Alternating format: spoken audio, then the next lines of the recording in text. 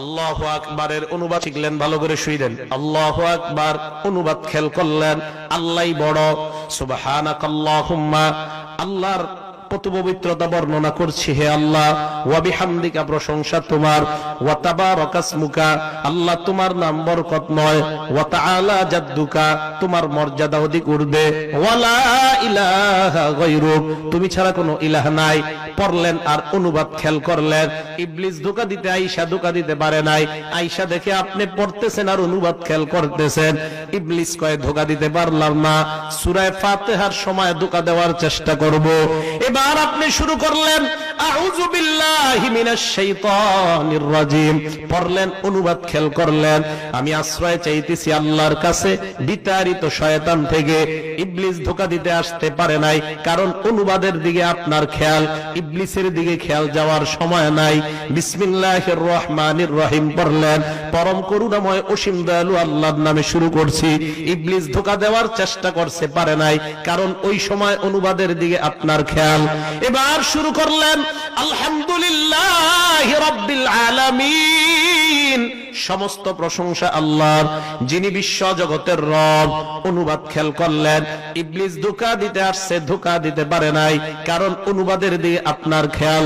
আর রহমানির রহিম, যিনি রহমান, যিনি রহিম। ইবলিস ধোঁকা দিতে আসছে, পারে নাই, কারণ আপনার খেয়াল অনুবাদের দিকে। মালিক ইয়াউমিদ্দিন, যিনি বিচার দিবসের মালিক।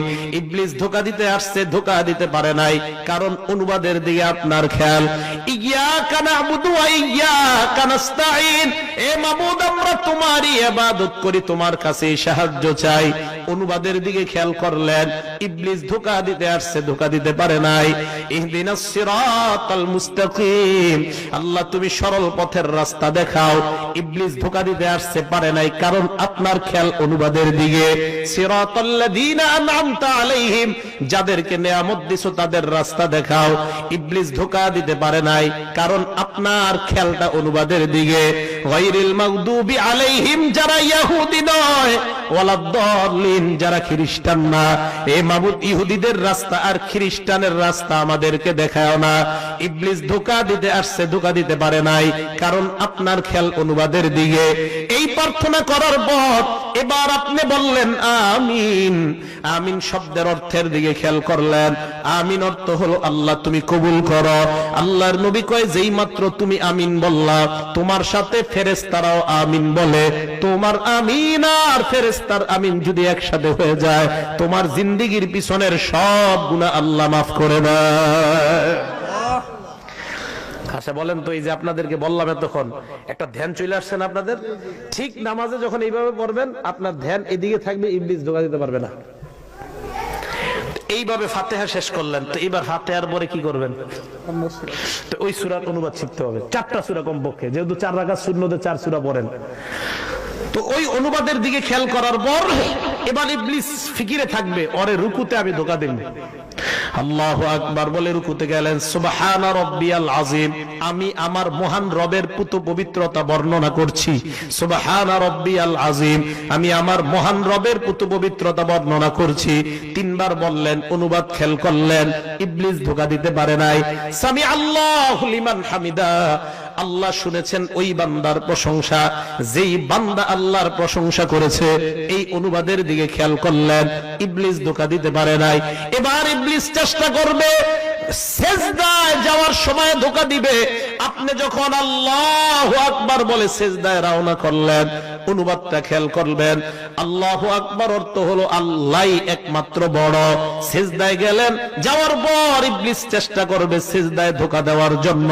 সুবহানা রাব্বিয়াল আ'লা, আমি আমার মহান ঊর্ধ্বে যেই রব, এই রবের পুত পবিত্রতা বর্ণনা করছি। আমি আমার একমাত্র সম্মানিত, সবার ঊর্ধ্বে যেই রব।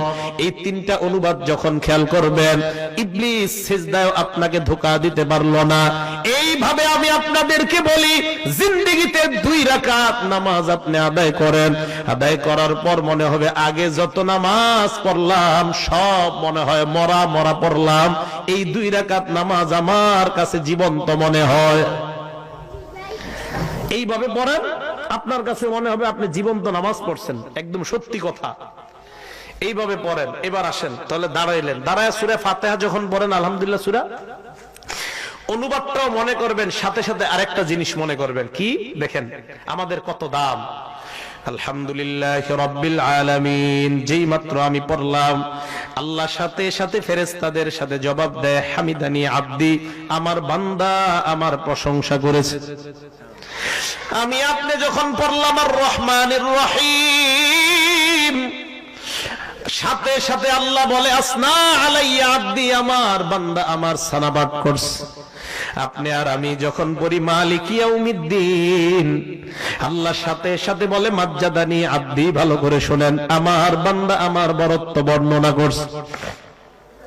এবার আপনি যখন পড়লেন ইয়াকা না'বুদু ওয়া ইয়াকা নাস্তাঈন, মাবুদ আমরা তোমারই ইবাদত করি, তোমার কাছে সাহায্য চাই, আল্লাহ ওই টাইমে কয় হাযা বাইনি ওয়া বাইনা আব্দি, আমি আর আমার বান্দা এত কাছাকাছি, এত কাছাকাছি।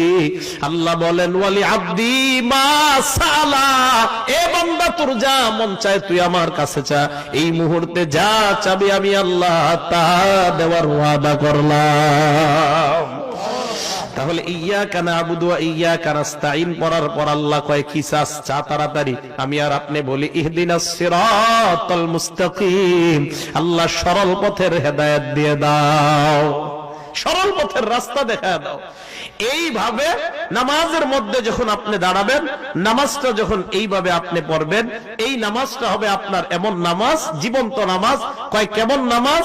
রাসূল করিম সাল্লাল্লাহু আলাইহি সাল্লাম বলেন, রাআইতুম লাউ আন্না নাহরান বিবাবি আহাদিকুম ইয়াগতাসিলু ফীহি কুল্লা ইয়াউমিন খামসা মাররাত, তোমাদের কারো বাড়ির সামনে একটা পুকুর আছে, ওই পুকুরের মধ্যে 5 বার যদি গোসল করো, 5 বার গোসল করার পর হাল ইয়াবকা মিন দারনিহি শাইউন, তোমার শরীরে কোনো ময়লা থাকবে কিনা? সাহাবারা জবাব দেয় লা ইয়াবকা মিন দারনিহি শাইউন, হে আল্লাহর নবী তার শরীরে কোনো ময়লা থাকবে না। আল্লাহর নবী বলেন ফাযালিকা মিসলুস সালাওয়াতিল খামসি ইয়ামহুল্লাহু বিহিন্নাল খাতায়া, অনুরূপ ভাবে কোন বান্দা যদি দৈনিক 5 ওয়াক্ত সালাত আদায় করে নেয়, তার জিন্দেগীর সব গুনাহ খাতাগুলো আল্লাহ মাফ করে দেয়। তাহলে বলেন এটা কোন নামাজ? মরা নামাজ না জীবন্ত নামাজ? মা বোনরাও এইভাবে নামাজটা আদায় করবেন। আর নামাজের নিয়ম কানুন গুলার জন্য মসজিদের ইমাম সাহেবের সাথে যোগাযোগ করে একটা বই কিনে নেবেন, অর্থ সহ অনুবাদ সহ। এইভাবে যখন আপনি সালাত আদায় করবেন, আল্লাহর নবী বলেন সালাত যদি আদায় না করো দুনিয়ার যুবক ভাই, মরণের সময় আপনার ভয়ঙ্কর 3টা অবস্থা হবে। 1 নাম্বার ইয়ামুতু জালিলা, আপনি অপদস্থ হয়ে মারা যাবেন।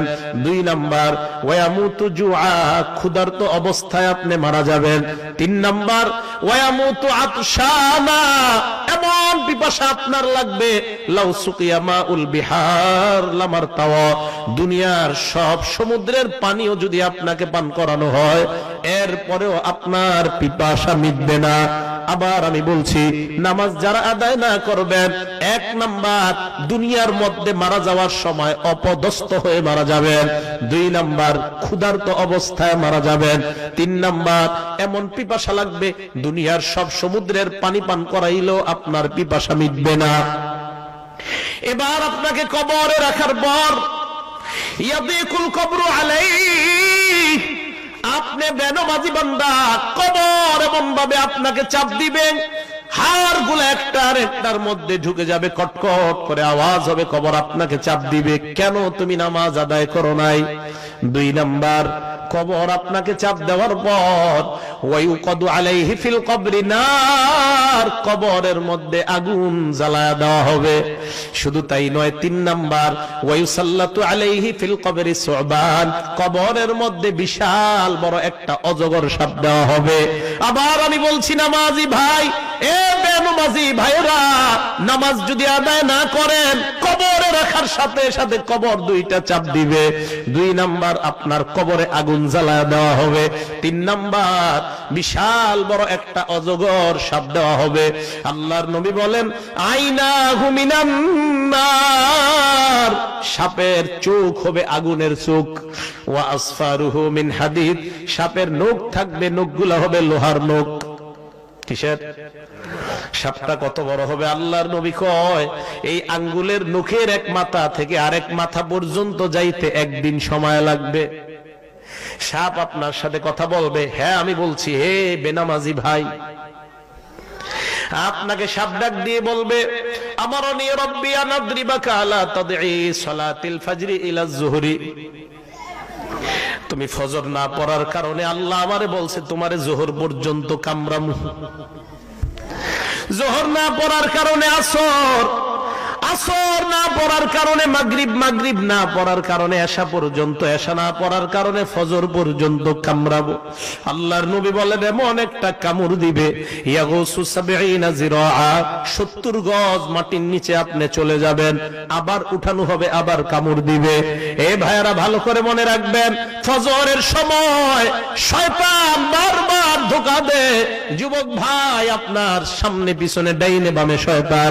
আল্লাহ কোরআনের মধ্যে বলেন, ইন্নাহু ইয়ারাকুম হুয়া ওয়া কাবিলুহু মিন হাইসু লা তারাউনাহুম। শয়তান তোমাদেরকে এমন জায়গা থেকে দেখতে থাকে যে এই জায়গায় তোমরা কোনো কল্পনাও করতে পারবা না। আপনি ঘুমায় আছেন, ইবলিস আপনার আড়াল দিয়ে আপনাকে এইভাবে দেখতে থাকে। ফজরের আযানটা যখন হয়ে যায়, ওই মুহূর্তে ইবলিস আপনার শরীর টিপতে থাকে। এই জায়গায় ইবলিস গিটটা দিতে থাকে, গিট মারতে থাকে। এই জায়গাটা আপনার টিপতে থাকে। সেলুনের মধ্যে চুল কাটানোর পর নাপিত যখন আপনার এই জায়গাগুলা মেসেজ করে, দেখবেন খুব ভালো লাগে। আল্লাহর নবী হাদিসের মধ্যে বলেন, তোমার এই জায়গায় 3টা গিটটা লাগায় শয়তান। তুমি যখন উঠবা, ওঠার পর নবী বলেন সাথে সাথে এমন করবা, চোখের নিচে যখন এমন করবা, করার পর দোয়া পড়বা, আলহামদুলিল্লাহিল্লাযী আহইয়ানা বাদামা আমাতানা ওয়া ইলাইহিন নুশুর। হাবিব বলেন ইবলিস তখন এমন ভাবে দৌড়ায়, ইবলিসের দৌড় আর কে দেখে? বান্দা যখন ওযু করে, ওযু করার পর মসজিদের মধ্যে যায়, মসজিদে যাওয়ার পর ফজরের নামাজ মনে করেন 6টা 15-তে দাঁড়াবে, আপনি 6টার দিকে গেলেন, যাওয়ার পর সুন্নত পড়লেন, পড়ার পর তাকায় দেখেন এখনো 10 মিনিট বাকি আছে। আল্লাহর নবী কয় ইন্তিজারুস সালাতি সালাত, এই যে 10 মিনিট ইমামের জন্য অপেক্ষা করবা, এই 10 মিনিট তুমি নামাজ পড়লে যে সওয়াব, নামাজের সওয়াব আল্লাহ তোমার আমলনামায় দিয়ে দেয়। এরকম হয় না? যোহরের 4 রাকাত সুন্নত পড়া খালি ঘড়ির দিকে তাকায়, দেখেন 1:30 কখন বাজবে বা 1:15, তো তাকায় দেখেন এখনো 20 মিনিট বাকি। এই যে 20 মিনিট নামাজের অপেক্ষায় বসে থাকবেন, পুরা 20 মিনিট নামাজের সওয়াব দিবে আল্লাহ। স্পষ্ট হাদিস। আরেক হাদিসে আমি পেয়েছি, ঘর থেকে যখন আপনি বের হন, ঘর থেকে কিসের নিয়তে? নামাজের। অন্য কোনো নিয়ত করবেন না, নামাজ। এই প্রত্যেকটা কদমে কদমে আপনাকে নামাজের সওয়াব দিবে আল্লাহ। তবে নিয়ত থাকতে হবে শুধু নামাজ, অন্য কোনো কাজ না। বের হইলেন, বের হওয়ার পর শুধু নামাজের নিয়তে আপনি যাবেন, কেমন যেন নামাজে ঢুকে গেছেন আপনি। এখন বলেন, এই যে কবরের ভয়ঙ্কর 3টা শাস্তি, এই শাস্তিগুলা কি আমরা ধারণ করতে পারবো? আরো জোরে বলেন। তাহলে যারা আছি আমরা এই জায়গায়, এক ওয়াক্ত নামাজও কাজা করব না, রাজি আছি ইনশাআল্লাহ? সবাই রাজি আছি ইনশাআল্লাহ? এক ওয়াক্ত সালাত আর কখনো কাজা করব না, সবাই রাজি আছেন? হাত নামান। তো আল্লাহ বললেন, মসজিদ যারা নির্মাণ করবে, 1 নাম্বার যারা ঈমান আনে, 2 নাম্বার যারা সালাত কায়েম করে। কায়েম শব্দটা বলছে আল্লাহ। কায়েম করা অর্থ হলো প্রতিষ্ঠা করা। এই প্রতিষ্ঠা করা অর্থ হলো নিজে নামাজ পড়বেন, পরিবারে নামাজের কথা বলবেন, সমাজের মধ্যে নামাজ প্রতিষ্ঠা করবেন। এটা কেন বললাম? রুহের জগতে আল্লাহ আমারে আর আপনারে সবাইরে বলছে আলাস্তু বিরব্বিকুম, একদম সবাইকে, ফেরাউনকেও, হামান, সাদ্দাত, কারুন, যত বেঈমান ইমানদার নবী ওলি সবাই ছিল, আমি আপনি সবাই ছিলাম। তো আমাদেরকে ডাক দিয়ে বলছে আলাস্তু বিরব্বিকুম, আমি কি তোমাদের রব না? আমরা সবাই বলছি জি আল্লাহ আপনি আমাদের রব। ফেরাউন কি বলছে বলেন? কে রব? কারুন বলছে কে রব? হামান বলছে কে রব?